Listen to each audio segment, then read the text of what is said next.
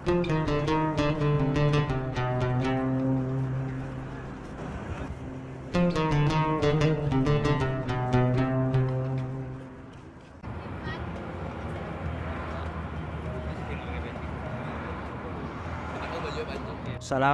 warahmatullahi wabarakatuh.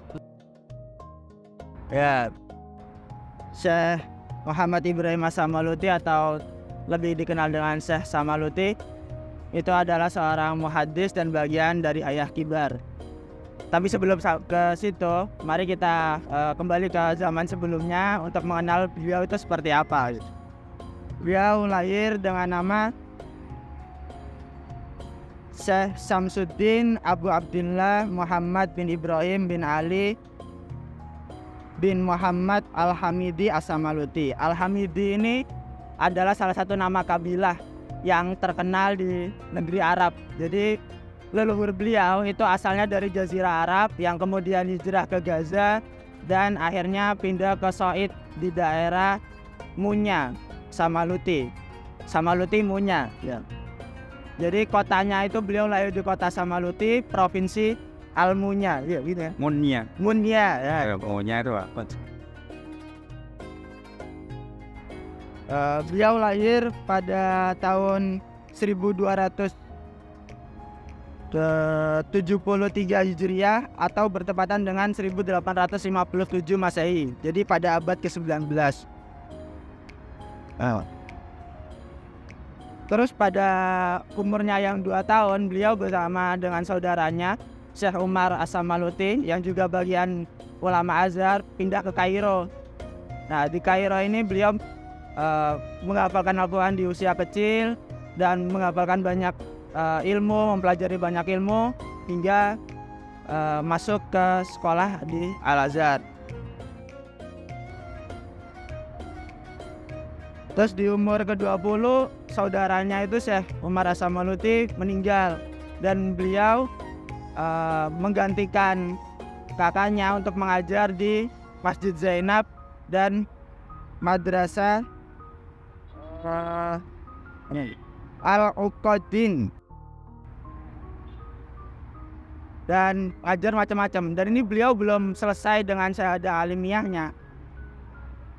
Baru kemudian beliau menyelesaikan syahadah alimiyahnya dengan menyelesaikan ujian dari 18 ilmu, yaitu ilmu tafsir, hadis, dan lain-lain.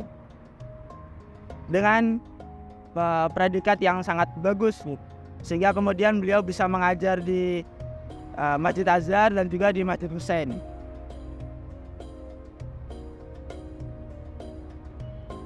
Di Masjid Husain beliau ngajar banyak, di antaranya ada kitab Al-Jami' As-Shaghir karangan Imam Suyuti,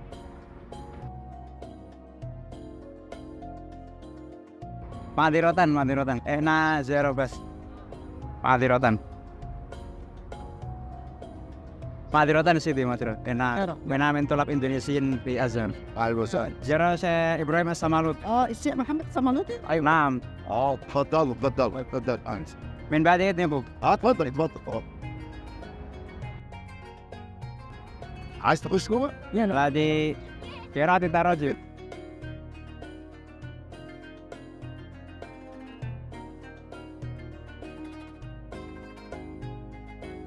Jadi lanjut deh. Lanjut. Lanjut.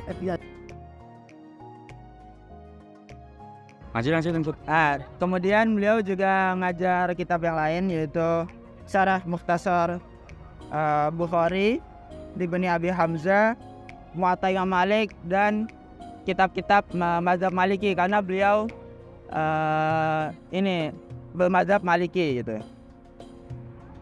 Bagaimana beliau dikenal sebagai ahli hadis? Beliau mengambil hadis dari riwayatan dan diriwayatan dari Syekh Alamah Muhammad bin Ahmad Al-Qudri At-Timyati, kemudian Syekh Salim Bisri dan Syekh Naqib Al-Ashraf Muhammad bin Ali Al-Biblawi dan lain-lain, di mana kebanyakan dari beliau itu tidak akan memberikan hadis, sanad dan lain-lain kecuali muridnya ini memang sudah benar-benar cakap di ilmu bahasa dan juga ilmu fikih. Dia otomatis Syekh As-Samaluti ini sudah selesai dengan ilmu-ilmu itu. Kemudian pada tahun 1920 Masehi atau 1338 Hijriah, beliau menjadi bagian dari ayah kibar ulama bersama dengan Syekh Muhammad Ismail Al-Bardisi, Syekh Abdurrahman Qura'ah, dan Syekh Abdul Ghani Mahmud. Iya. Wow. Dimana bahkan teman-temannya ini juga mengambil ilmu kepada beliau gitu. Saking beliau ini terpandangnya gitu, ketika beliau mengajar di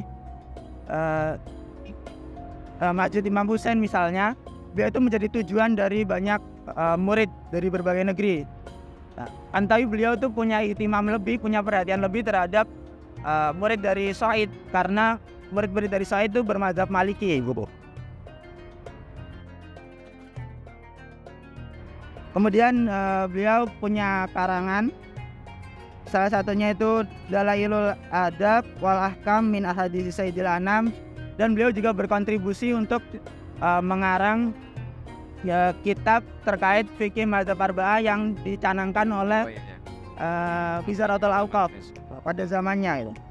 Murid-murid beliau banyak yang tentu kita kenal, diantaranya adalah Syekh Syihabuddin Abdul Faid Al-Ghumari, Al-Hasani Al-Azhari, dan juga Syekh Sufi Syekh Saleh Ja'fari gitu.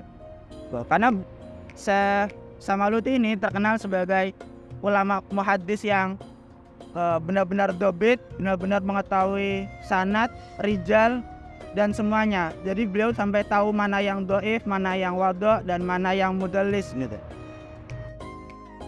Kemudian beliau ini saking sungguhnya wara dan lain, beliau tuh menjauhkan diri dari orang-orang yang punya pangkat gitu. Jadi ya udah ngajar gitu. Hingga saking istiqomahnya beliau ngajar, beliau tuh tidak mau memperlihatkan rasa sakit yang beliau miliki hingga wafatnya. Di mana beliau wafat pada tahun 1353 Hijriah atau 1934. Jadi belum terlalu jauh lah dengan kita. Dan ketika wafatnya beliau ini, beliau disolatkan di beberapa tempat, di Masjid Imam Husain, Masjid Azhar, dan juga Masjid Sayyidah Zainab. Dan yang unik lagi dari beliau setelah menghatamkan kitab hadis itu selalu bikin perayaan di Masjid Imam Husain gitu. Jadi dan di perayaan itu bakal datang para ulama dan penyair, dan mereka berkompetisi untuk menunjukkan kejagoannya gitu. Ya, dan begitulah kemudian beliau dikenal sebagai alim hadis, bagian dari hayat kibar.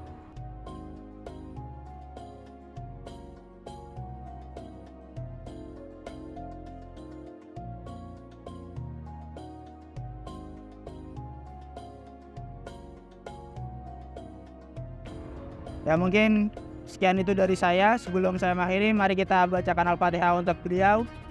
Semoga dengan wasilah itu kita dipermudah dalam segala hajat gitu.